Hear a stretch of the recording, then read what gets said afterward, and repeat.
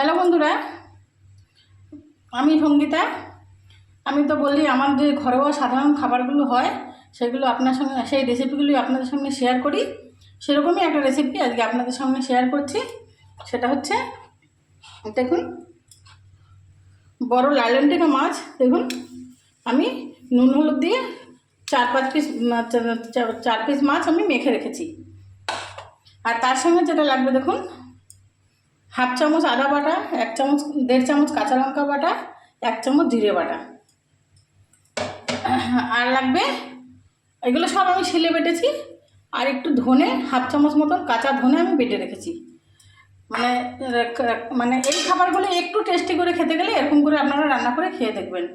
আর গাটি কচি আলু, টমেটো এইভাবে লম্বা লম্বা করে কেটে রেখেছি। এবার আমি দেখুন, প্রথমে আর একটু গরম মশলা বাটা দেবো। সেটা আমি এখন বাটিনি, তার কারণ হচ্ছে গন্ধটা উড়ে যাবে। প্রথমে দেখুন, কড়াইতে তেল দিয়ে আমি প্রথমে মাছটাকে ভেজে নেব।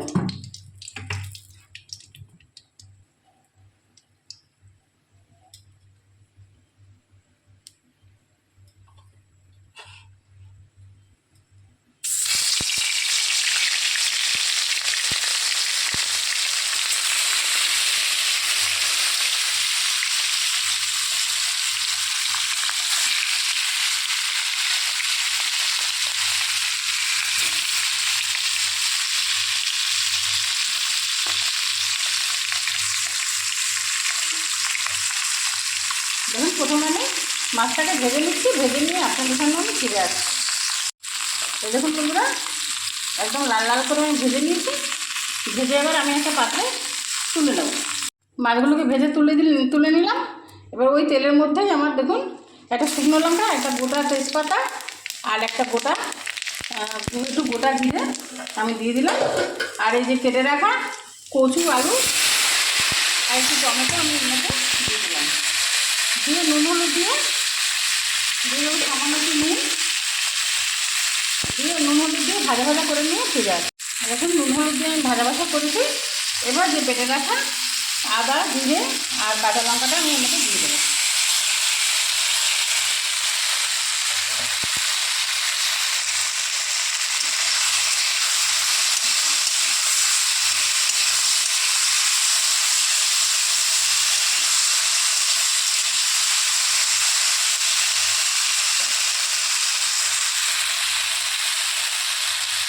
একটু ভাজা ভাজা হোক, একটু কষিয়ে নিই।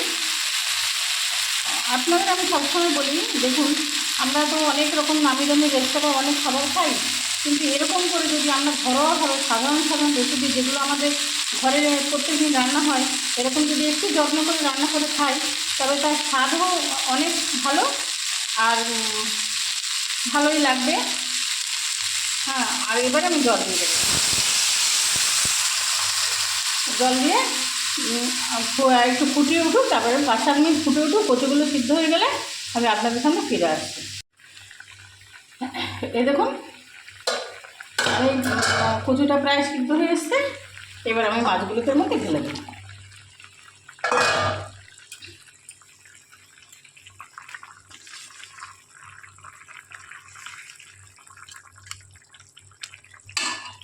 ঢেলে দেবো। এবার দিয়ে দেবো ওই যে বেটে রাখা ধনে আর গরম মশলা এর মধ্যে দিয়ে দেবো। হয়তো আপনারা ভাবতে পারেন যে এটা একটা নর্মাল মাছের ঝোল, কিন্তু এটা আমার দেখানোর কী আছে। কিন্তু না, এরকমভাবে আপনারা করে খেয়ে দেখবেন, একটু আলাদা রকম স্বাদ অবশ্যই লাগবে। এবার আরও 5 মিনিট ফুটিয়ে নিয়ে, যখন একটু একটা আলু, একটু কচু ভেঙে ভেঙে দিয়ে আরও 5 মিনিট ফুটুক, তারপর ফিরে আসছে। এই দেখুন বন্ধুরা, এবার আমার মানে সেদ্ধ হয়ে গেছে সবই, কচু টচু। এবারে